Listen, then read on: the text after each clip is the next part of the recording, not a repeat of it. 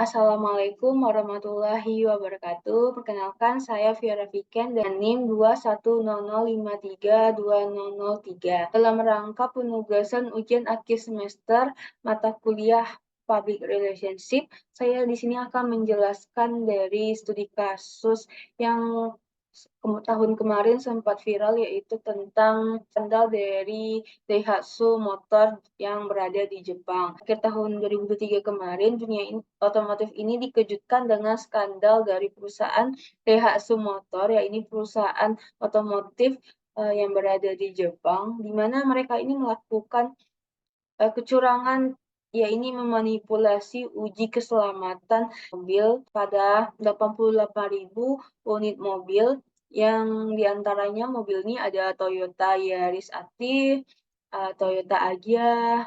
Nah, berdasarkan investigasi tim independen, tim independen ini adalah orang yang mengungkapkan skandal dari Daihatsu Motor ini sendiri. Itu mereka menyebutkan bahwa ditemukannya kejanggalan pada 174 item dalam 25 kategori pengujian.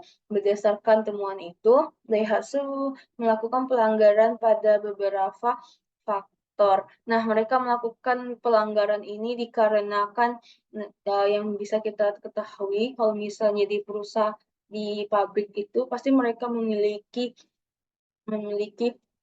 target tersendiri dalam memproduksi barang.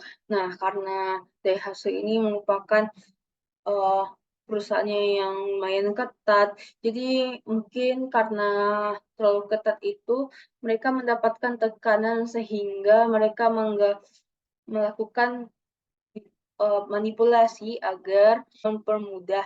Nyatanya kelakuan mereka ini diketahui oleh tim independen.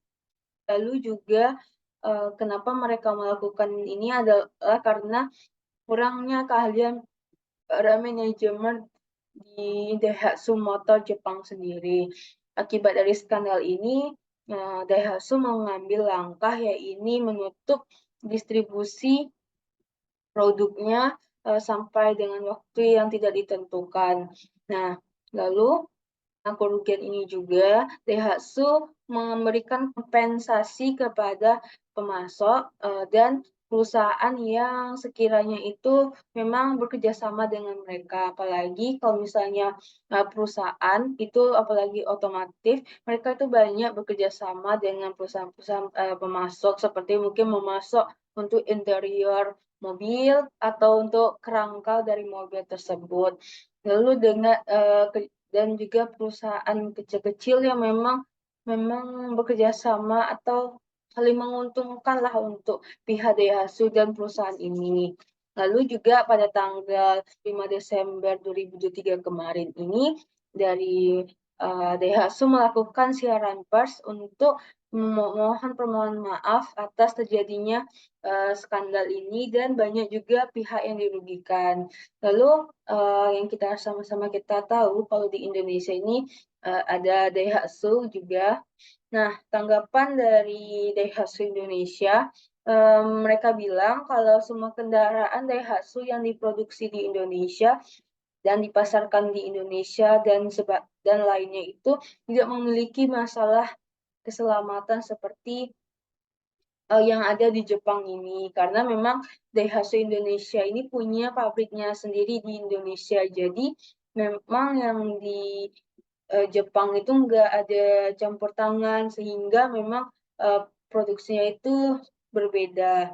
Lalu untuk pengiriman domestik dari perusahaan Daihatsu Indonesia ini sudah dilakukan pada tanggal 22 Desember kemarin.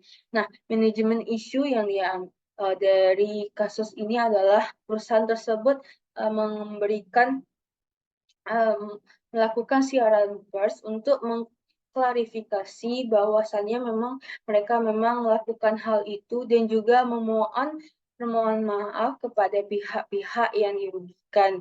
Dan itu juga sebagai untuk membuat citra Daihatsu itu agak baik, walaupun tidak baik, tapi setidaknya kalau kita melakukan kesalahan, kita ada meminta maaf.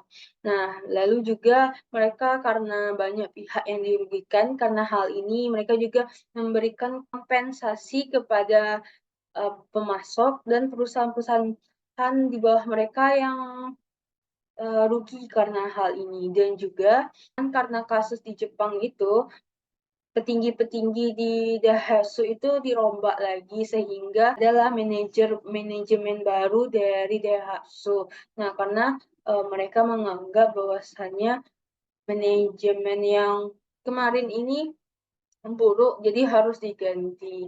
Nah, baiklah sekian dari saya. Wassalamualaikum warahmatullahi wabarakatuh.